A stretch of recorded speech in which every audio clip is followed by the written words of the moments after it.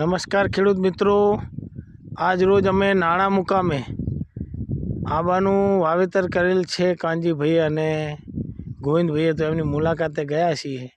તો એમને આપણે નમ્ર વિનંતી કરીએ કે આપણને થોડી આ મિશ્ર ખેતી પદ્ધતિની માહિતી આપે। મારું નામ કાનજીભાઈ બાબાભાઈ પ્રજાપતિ, અમારા ભાઈ છે ગોવિંદભાઈ પ્રજાપતિ। અમે આંબાનું વાવેતર કરેલું છે। વત્તા આંબા તો રે સાઈડમાં મિશ્ર પાક તરીકે ચણાનું વાવેતર કર્યું તો છે। મિત્રો ચણા પણ ખૂબ સરસ થયા છે। આ સાઈડમાં આંબા છે લાઈન ઉપર, વચ્ચે ચણા છે, પેલી બાજુ ઘઉં છે। હા, એ પ્રાકૃતિક ઘઉં છે બરાબર। એ ઘઉં પણ કોઈ ડીએપી યુરિયા નાખ્યું નથી। હા, આની અંદર પણ ડીએપી યુરિયા નાખ્યું નથી। હા, આ આંબાનો પાક એમને એમ રે, વચ્ચે જે પાક કરવો હોય એ પાક કરાય। અત્યારે ચણા કર્યા છે, ચોમાસે અડદ કરવાના, ઘઉં કરવા તો ઘઉં કરવાના। આ રીતે આપણે ખેડૂતને ડબલ ફાયદો થઈ શકે। વર્ષો સમય જાય તો આ આપણે કેરીનો પાક આવી જાય અને આપણે વચલો પાક પણ આવી જાય। એટલે ખેડૂત માટે મારી વિનંતી કે આવી ખેતી તરફ વળો તો પ્રાકૃતિક ખેતી કહેવાય। વત્તા આની અંદર આપણે ઉપજ પણ મળે, એટલે આપણે ખેડૂતને માથે ના પડે। આવીની ખેતી ઓછા ખર્ચે ખેતી વધુ ઉપજ મળે।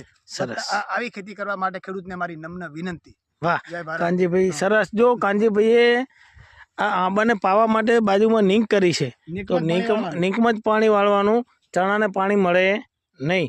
અને ઘણું બધું ઘાસ ઉગ્યું છે, તો એને પણ કમ્પોસ્ટ કરીને એનું પણ ખાતર એ પોતે બનાવી દે છે। અસ્તુ ભારત માતા કી 1 કલાક પાણી થાય પાછું જય।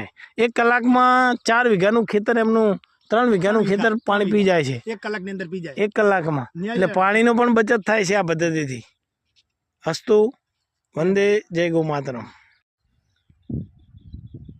નમસ્કાર ખેડૂત મિત્રો, આજ રોજ અમે નાણા મુકામે આંબાનું વાવેતર કરેલ છે કાનજીભાઈ અને ગોવિંદભાઈએ, તો એમની મુલાકાતે ગયા છીએ।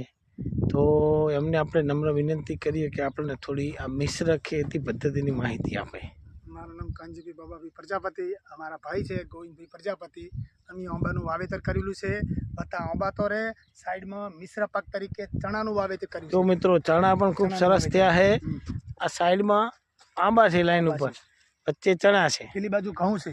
હા, એ પ્રાકૃતિક ઘઉં છે, બરાબર। એ ઘઉં પણ કોઈ ડીએપી યુરિયા નાખ્યું નથી। હા, આની અંદર પણ ડીએપી યુરિયા નાખ્યું નથી। હા, આ આંબાનો પાક એમને એમ રે, વચ્ચે જે પાક કરવો હોય એ પાક કરાય। અત્યારે ચણા કર્યા છે, ચોમાસે અડદ કરવાના, ઘઉં કરવા તો ઘઉં કરવાના। આ રીતે આપણે ખેડૂતને ડબલ ફાયદો થઈ શકે। વર્ષો સમય જાય તો આ આપણે કેરીનો પાક આવી જાય અને આપણે વચલો પાક પણ આવી જાય। એટલે ખેડૂત માટે મારી વિનંતી કે આવી ખેતી તરફ વળો તો પ્રાકૃતિક ખેતી કહેવાય। વત્તા આની અંદર આપણે ઉપજ પણ મળે, એટલે આપણે ખેડૂતને માથે ના પડે।